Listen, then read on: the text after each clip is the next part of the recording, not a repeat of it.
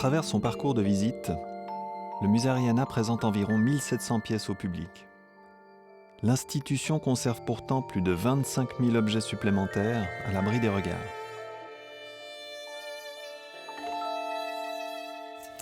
Vous voici dans les réserves du musée, construites en sous-sol.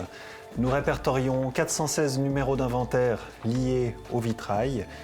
300 numéros sont conservés en fait ici dans les réserves et je vous propose de vous en présenter quelques exemples.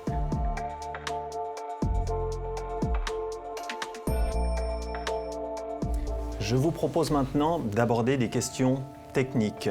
Au fil des siècles, les découvertes technologiques ont permis une évolution stylistique que je vais vous expliquer à travers 3 exemples.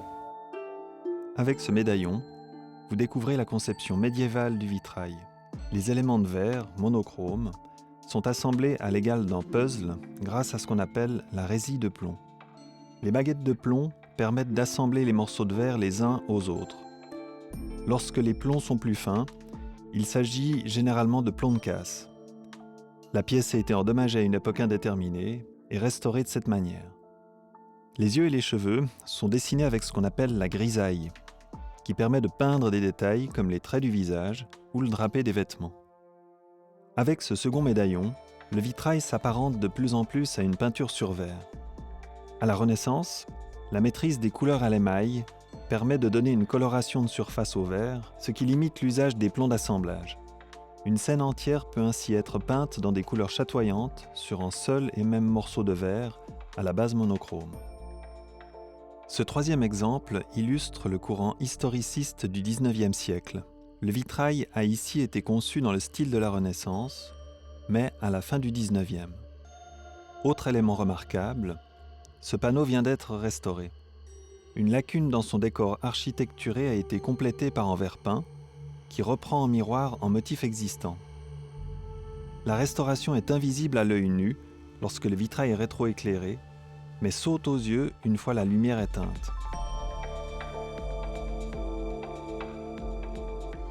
Après la vue de ce fragment peint, découvrons le travail d'un atelier de restauration de vitraux mandaté par le Musée Ariana. Dans une institution patrimoniale, ce type d'intervention ponctuelle est essentiel.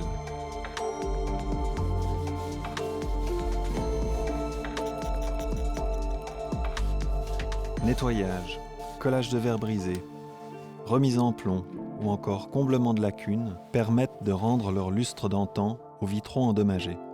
Impossible sinon de les présenter au public.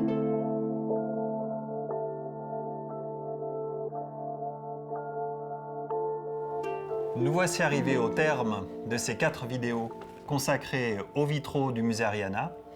J'espère que ce voyage au sein de nos collections vous aura plu et qu'il vous permettra de porter un nouveau regard sur ce patrimoine.